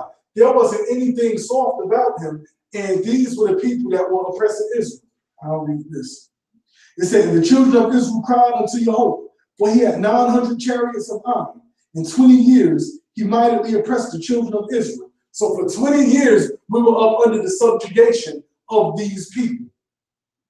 It says, and Deborah, a prophetess. So once again, now, guess what, sisters? We see, and brothers, we have Deborah, which was a prophetess, which was one of the most famous ones because we hear her name a lot. But the thing that we have to show, like I'm trying to show, is that sisters, brothers, sisters, righteous women were not an anomaly. Great women were not an anomaly, even though we hear a lot about men. We had a lot of great women that the Most High God put on them a spirit. And this is what I want to use in my ammo to motivate and breathe life into our sisters, to breathe life into our brothers, to show that compassion, to show that mercy, to show that patience, to show that love to our sisters. Because that battle of the sexes thing is dead and it has killed our nation. And this is what we have to consider. We don't want men to feel oppressed. We don't want women to feel oppressed. My thing also is too that to try to save our sisters, because like I said, every time we lose one, we lose a part of the nation. We have to consider when sisters say, now you have some that just want to do their own thing. I realize that. But we also have to consider, we hear sisters say, I don't want to deal with Israelite men. Before we get offended, I'm learning in life, we have to ask why. And that's what I learned in the academy, sitting in the classroom. When somebody's acting out or an inmate is bucking what's supposed to be done, before it goes to getting physical, a lot of the times the old school one said before that, speak to them. Ask them why, what's going on? And say, a lot of the times they have legitimate reasons why they're huffing and puffing. So we have to ask why they say they don't want to be with an Israelite man. What is it about an Israelite man, or what is it that you saw that turned you off from Israelite men? But at the same time, all general statements are false. So you can't say there are no good Israelite men, because there are good Israelite men out there. It's just like you can't say there are no good Israelite women. So I'm going to get a woman that don't serve God, because a blanket statement is false. The one that you got, brother, may not have been right for you, but don't say there are no good Israelite women, or don't say there are no good Israelite men, because there are good ones out there. So it says, and Deborah the prophetess, the wife of Lapidot, judged Israel at that time. So she was a prophetess, and being that she judged Israel at that time, guess what? She was a judge also. And she dwelt under the palm tree of Deborah between Ramah and Bethel. So now, I'm going to go down to verse 6. And she sent and called Barak, the son of Abinoam, out of Kadesh Naphtali, and said unto him, Hath not Yahweh God of Israel commanded, saying, Go and draw toward Mount Tabor, and take with thee 10,000 men of the children of Naphtali and of the children of Zebulun. I was happy to see this because it shows that Naphtalites put work into. Everybody talk about Naphtali being good with words, but shoot, Naphtali stood up during this time. That's my tribe. And then Zebulun, you see Zebulun mentioned all throughout the book, but it was Naphtali and Zebulun that stood up together at this time. It says, and I will draw them to thee to the river Kishon, Sisera, the captain of Jabin's army, with his chariots and his multitude, and I will deliver him into thine hand. So now, this is Deborah prophesizing unto Barak, which if you look at it, if he's taken in, he's a general, or he's the captain of the host at this time for the Most High's army. And Barak said unto her, If thou wilt go with me, then I will go. But if thou wilt not go with me, then I will not go. So you see, the thing that was so beautiful about this was it was ego put to the side. He recognized, and this is what we have to recognize also, that when a spirit or the spirit of the Most High God is on a woman, You just have to let that woman go, build her up, and let her do what she do. She's able to break certain things down. The Spirit of the Most High God is with her. If your woman surpasses you in Hebrew, so be it. That's still your wife.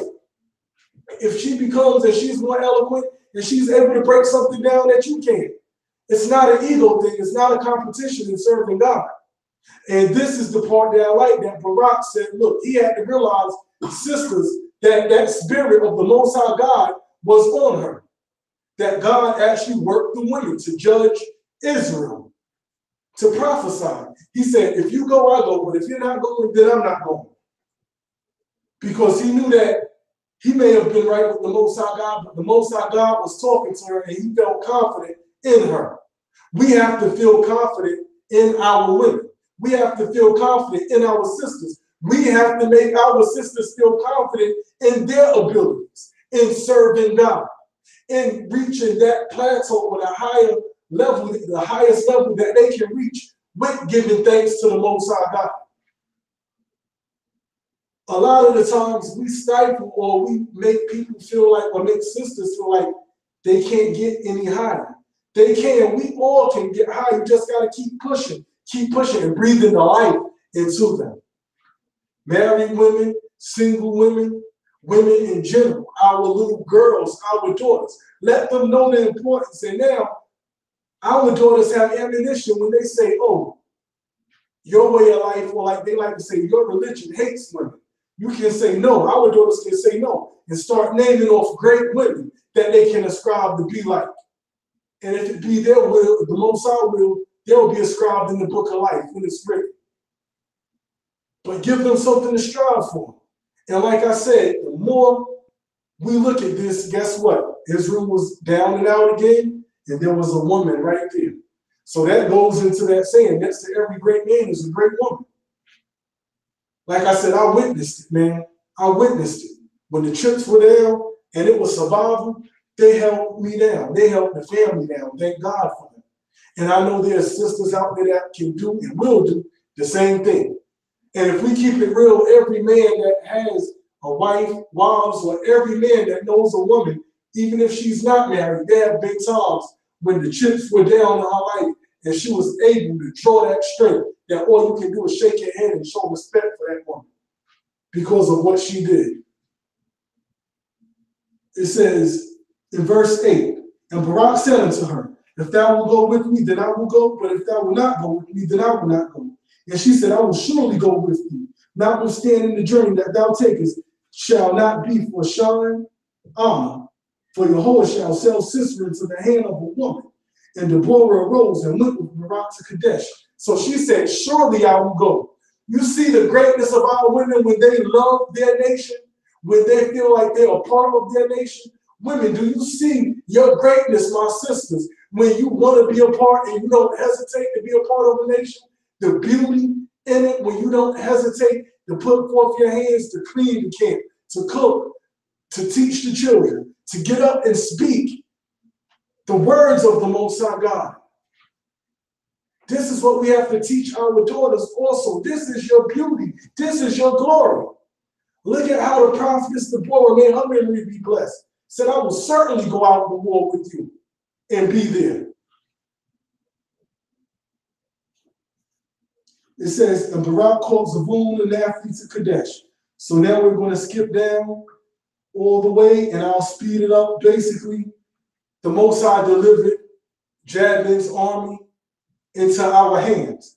And I'll start at verse 15. It says, Jehovah routed Sisera and all his chariots and all his hosts with the edge of the sword before Barak, so that Sisera alighted from his chariot and fled away from him. But Barak pursued after the chariots and after the hosts into Harosheth of the nations. And all the hosts of Sisera fell upon the edge of the swords, and there was not a man left. Howbeit Sisera fled away on his feet to the tent of Yael, the wife of Heber, the Kenite, for there was peace between Jabin, the king of Hazor, and the house of Heber, the Kenite.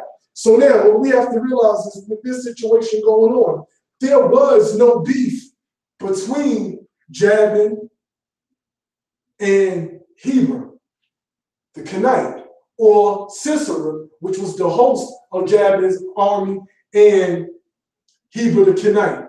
That's why he felt comfortable going to the house of Yael or Heber, but Yael was there. At this time also, we have to realize already that it was prophesied. This was divine judgment because it was prophesied already by the Most High, well, by Deborah, that the Most High God said that we would win that battle, that we would overthrow Sisera. So this has already been preordained in heaven, that Sisera would get overthrown and he would lose his life at the hands of a woman.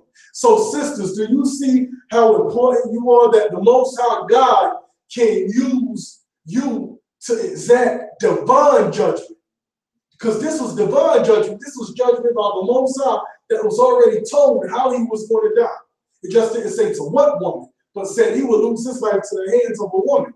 And the thing with this that is so great is Yael isn't even an Israelite. They didn't have beef, but she did it because she knew that what they were doing, Israel was oppressed for 20 years. So it had to be on her that that's not right. Or maybe it was her thinking that God's enemy is my enemy, and I'll get a blessing out of it. Whatever way it was, the chips were down for the nation of Israel. Deborah stood up, and Yael, she's getting ready to go to work. Let's read now. And it says, now Yael went out to meet Sisera and said unto him, turn in, my Lord, turn into me. Fear not. And when he had turned in unto her into the tent, she covered him with the mantle. And he said unto her, give me, I pray thee, a little water to drink, for I am thirsty. And she opened up a skin of milk and gave him drink and covered him. Now, she went the extra mile and gave him milk. But when you look it up, why milk over water? And he went to sleep because he had to be tired. It was a war. But at the same time, he felt he was free and he was going to get some rest. But milk puts you to sleep because of the lactose in it. Lactose puts you to sleep. That's why growing up, a lot of the times, if you couldn't sleep, your parents said, here, take some warm milk. Go to sleep. Drink it and you would pass out. So he was knocked out after he drank his milk. And it says,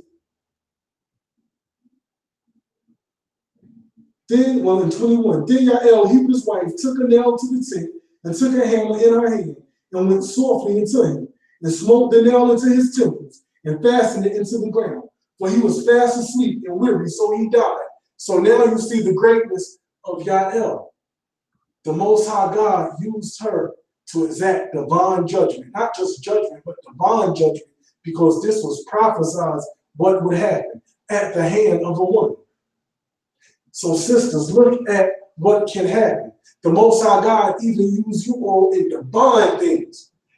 A divine judgment on the enemy of the Most High God was exacted by the hands of a woman. This is a lesson plan that I was thinking about our daughters, not just my daughters, but our daughters when I started putting this together. Our daughters, our nieces, our goddaughters. Thinking about our sisters within the nation to motivate them. Thinking about our brothers that they would take this and apply it. And prayerfully, like I said, we don't want divorce. We want marriages to last. That we can all edify ourselves because your teachers help edify me. And I pray my teachers help edify you all. And you have to realize that then after this, Deborah, she blessed Yael because we speak life into one another and said she'll be blessed above all the women. Now, I'm going to go to two more parts and then I'm going to step down. First, the next thing I'm going to go to is the book of Exodus, chapter 4.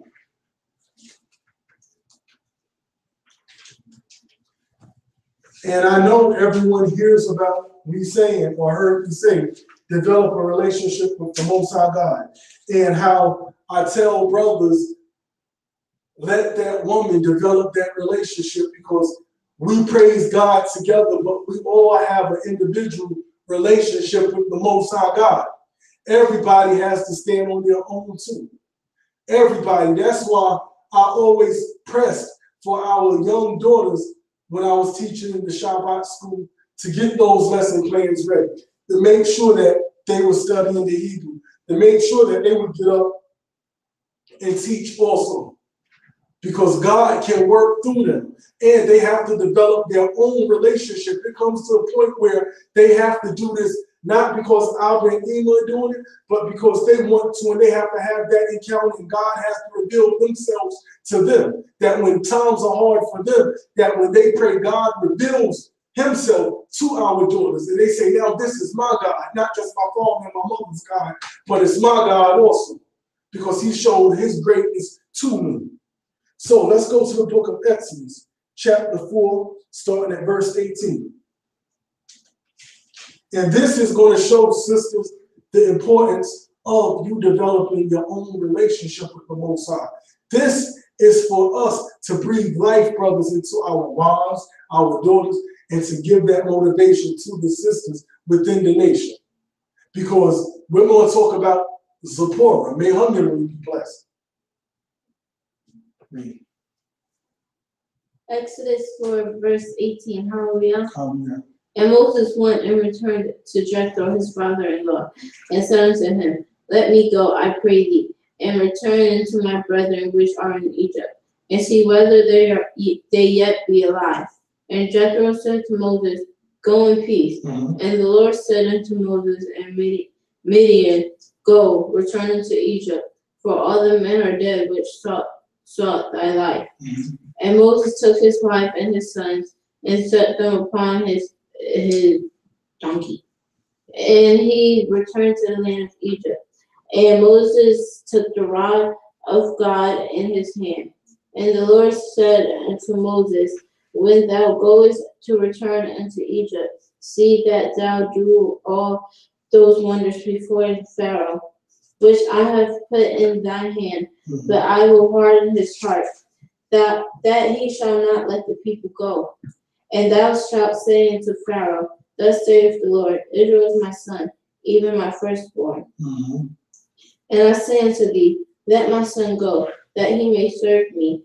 And if thou refuse to let him go, behold, I will slay thy son, even thy firstborn. And it came to pass by the way in the end that the Lord met him and sought to kill him. Now, with this right here, it's saying now that the Most High Yahweh met Moshe to kill him. Why did he meet Moshe to kill him? We're going to see. Read.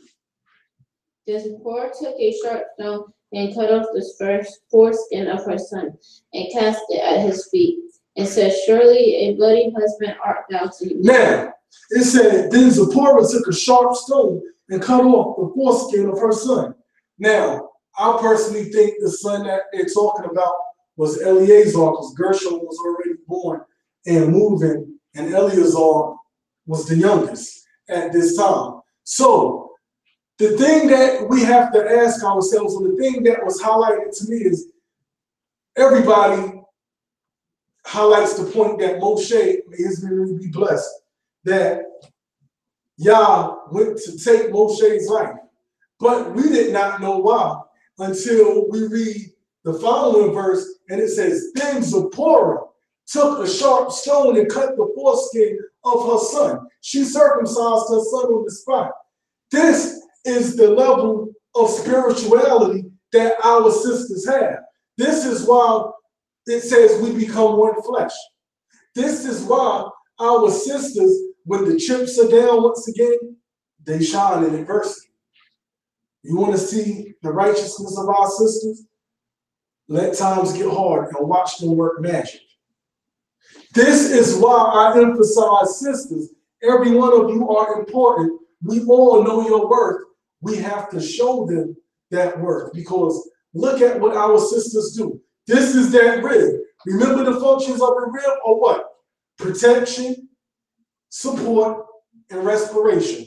This is that protection and that support. Because look at what she did.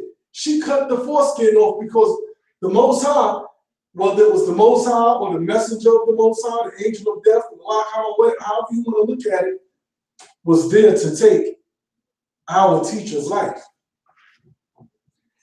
she jumped in and circumcised her son. This is where spirituality comes in at. This is why we have to encourage our sisters to have a personal relationship with the Most High God. Because without even speaking, she's in tune with her husband and she's knowing everything that Moshe is doing. And it came to her immediately when she saw that his life was on the line. Oh, shoot. He didn't circumcise our son like it was commanded. She didn't ask. She jumped right into it. Jumped right into it and saved her husband's life. This is why we have to respect our women, because our women go all out. And like I said, when they believe in something, they stand on it. Show your daughters this, how great our women are, that they can reach these levels. Breathe life into them. Our older sisters, married and single, take the strength from these women. You have it in you. Start displaying it. Love yourself. Shine. Elevate yourselves in your spirituality. Men, promote them to elevate, push and encourage them to elevate themselves in their spirituality. Because like I said, this is not a competition, and righteousness does not have agenda. This was a righteous act. She was in tune with her husband. How could she be in tune with her husband if Moshe Rabbeinu would have stifled her walk with the Most High God? How could Zipporah jump in if she wasn't connected with the Most High God? This shows what? That she had her own personal relationship, that intuition kicked in, that I have to jump in and save my husband because I know what's going down. What she did was not a small act. A woman's worth, family. A woman's worth. The wisest man, Melech Shlomo, King Solomon, may his memory be blessed, talks about a woman's worth. You can't compare it to silver, gold, rubies, because they do so much. Your sisters do so much. Your young sisters do so much. That's going to grow up to be women. 2 more spots and I'll finish. 2 Chronicles, chapter 34. And I know we always speak about the prophetess Huldah. 2 Chronicles, chapter 34. But we're going to touch on her briefly, and I'll read it. 2 Chronicles, chapter 34, starting at verse 14. So it's 2 Chronicles, chapter 14, starting at verse, Nishlackyah, 2 Chronicles, chapter 34, starting at verse 14. Hallelujah. Now, when I'm reading this, realize that this is during the time of King Josiah, and this is a revival period, because now this is good King Josiah getting ready to rebuild the temple of the Most High. So let's read. It says, and when they brought out the money that was brought unto the house of Yahweh, Hilkiah, the priest, found the book of the law of Yahweh given by Moshe. And Hilkiah said to Siwan, the scribe, I have found the book of the law in the house of Yahweh. And Hilkiah delivered the book to Siwan. So now we have Hilkiah, the high priest. We have Siwan, which is a scribe, who might have been actually the head scribe at that time for him to get mentioned. And it says, and Siwan carried the book to the king and brought the king word back again, saying, all that was committed to thy servants, they were doing. And they have gathered together the money that was found in the house of Yahweh, and have delivered it into the hand of the overseers, and to the hand of the workmen. Then Siwan the scribe told the king, saying, Hilkiah the priest have given me a book. And Siwan read it before the king. And it came to pass, when the king had heard the words of the law, that he tore his clothes. And the king commanded Hilkiah and Acham, the son of Shaphan, and Abdon, the son of Micah, and Siwan the scribe, and Asaiah the servant of the king, saying, go inquire of Yahweh for me, and for them who are left in Israel and in Judah, concerning the words of the book that is found. For great is the wrath of Jehovah that is poured out upon us, because our fathers have not kept the word of Jehovah to do all that is written in this book. So good King Josiah realized that once that book was found from the priest Hilkiah, Siwan, the scribe, that everything that they were going through was because the Most High was upset because of what their forefathers have done. Kind of like the situation that we're in right now. It says that Hilkiah, in whom the king had appointed, went to Huldah, the prophetess, the wife of Shallum, the son of Tokhah, the son of Hasram, keeper of the wardrobe. Now she dwelled in Jerusalem in the second quarter, and they spoke to her to that effect. And she answered them, Thus saith Jehovah, God of Israel, tell ye the man who sent you to me. Thus saith Jehovah, behold, I will bring evil upon this place and upon its inhabitants, even all the curses that are written in the book, which they have read before the king of Judah, because they have forsaken me, and they have burned incense unto other gods, that they might provoke me to anger with all the works of their hands. Therefore my wrath shall be poured out upon this place, and shall not be quenched. So now, the prophetess Huldah, may her memory be blessed, is prophesizing. We have to realize that the Most High God was speaking through her. And godly men realize when they are in the presence of godly women. Don't let your ego get into play with that, man, because ego just means you're etching God out, that ego. Because Huldah was the one that brought them closer to God, and they realized it. And you have to realize at this time, Huldah now is interpreting law of the Most High God for a king in Josiah, Hilkiah, which is a high priest, and Siwan, which is a scribe. Scribes were educated men, but you can be educated but not have the understanding of the Most High God.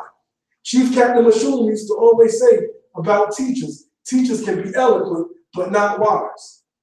It don't mean anything just because you speak good words and you're eloquent, but are you wise is the question. Do you have the discipline to put your fringes on every single day?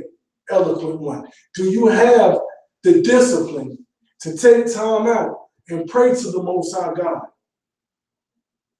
Do you have the discipline to take time out and go that extra mile and help the needy, to put your hands in the work of the Most High God in his house and his nation?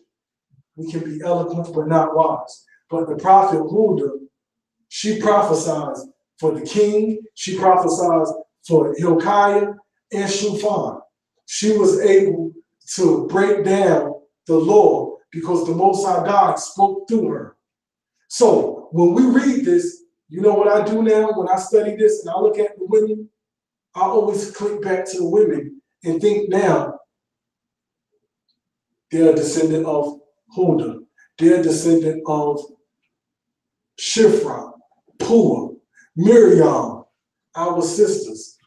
My daughter, have greatness. Let's respect that, sisters. Keep in the back of your mind who you are descendants of, the greatness that you have, if you fear God. Because the one thing that stood out with every one of these women, they feared God. They feared God. So this is what we have to realize. Our women have a personal relationship with the Most High God. Men and women can serve God together. But there are times that we have to serve God by ourselves also. For example, let's go to Leviticus chapter 12. Read that, Leviticus 12, verse 8. And I'm going to close out here.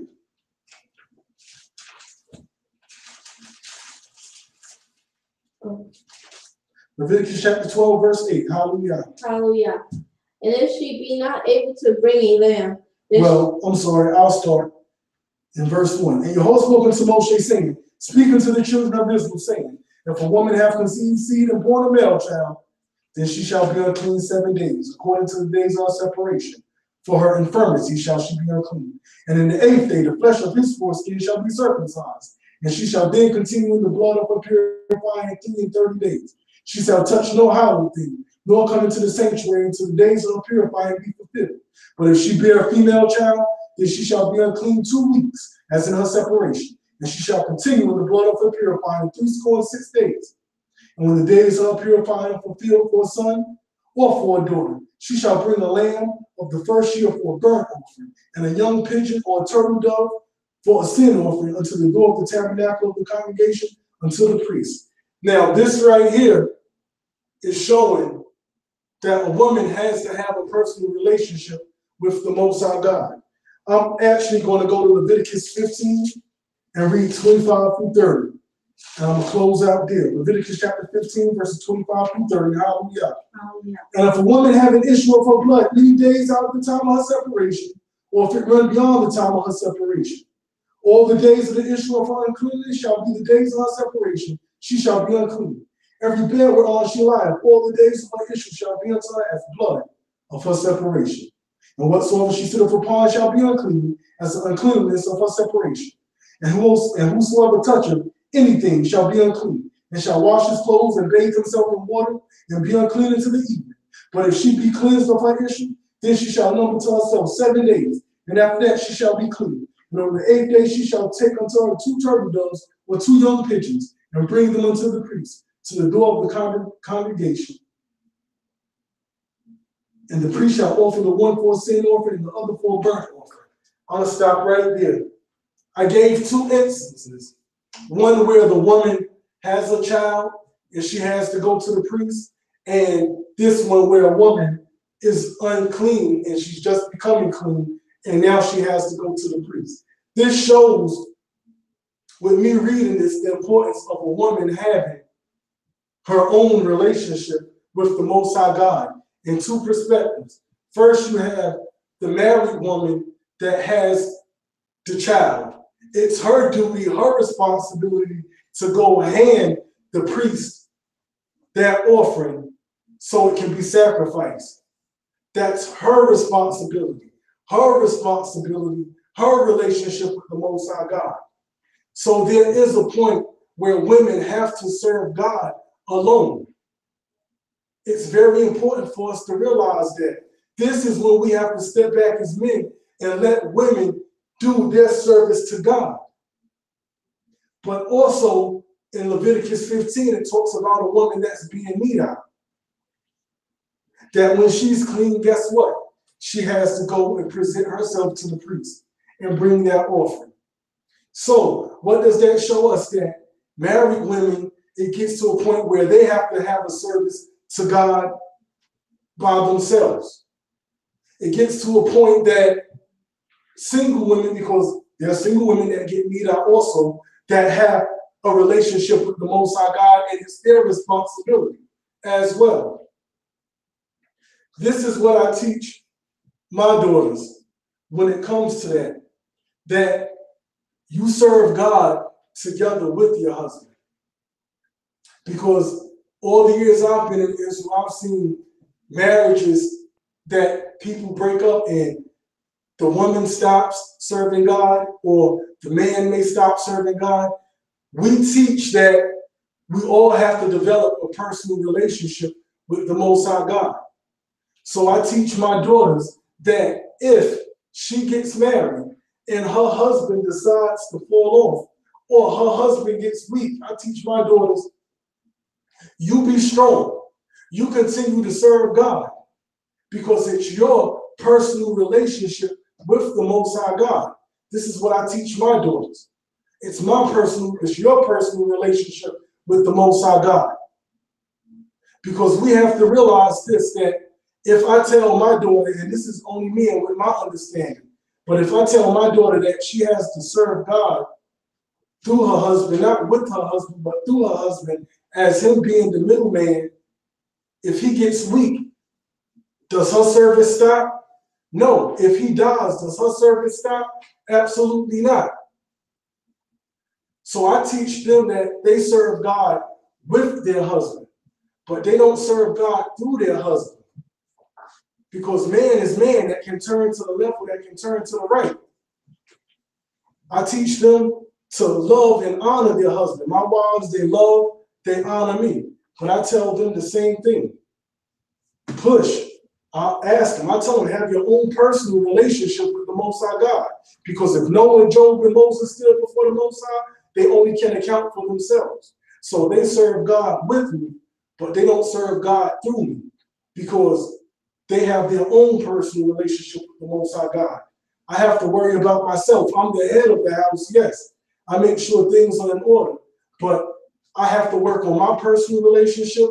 They have to work on their personal relationships, and we have to breathe life into them, let them know that if something happens, or if, God forbid, there are women out there that just didn't find that soulmate, they still have to serve God without a man. That's just what it is.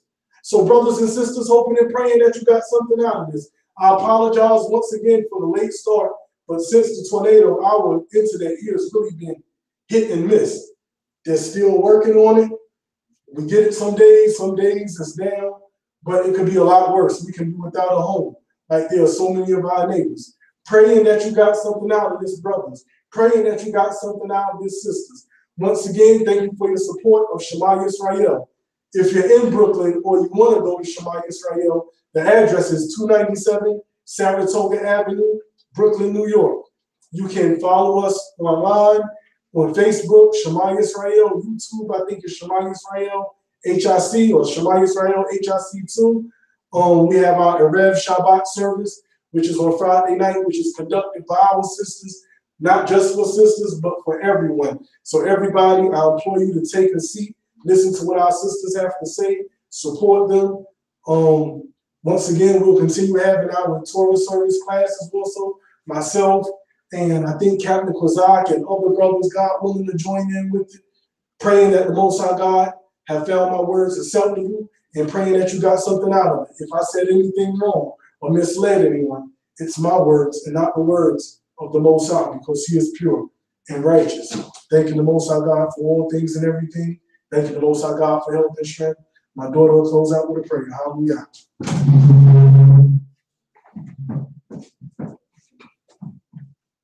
Hallelujah. Hallelujah. To the God of Abraham, to the God of Isaac, to the God of Jacob, to the Most High King. To thee should we give all honor and praise to. Hallelujah. Hallelujah. To all Jehovah for waking us up this morning and allowing us to see another day. To all Jehovah for allowing us to get through another completion of another day. Please be with those who do not have any food or shelter this evening. Please watch over the nation of Israel. Please be with my family near and far. Hallelujah. Hallelujah. Hallelujah. Hallelujah. Hallelujah. Hallelujah. Amen. Amen.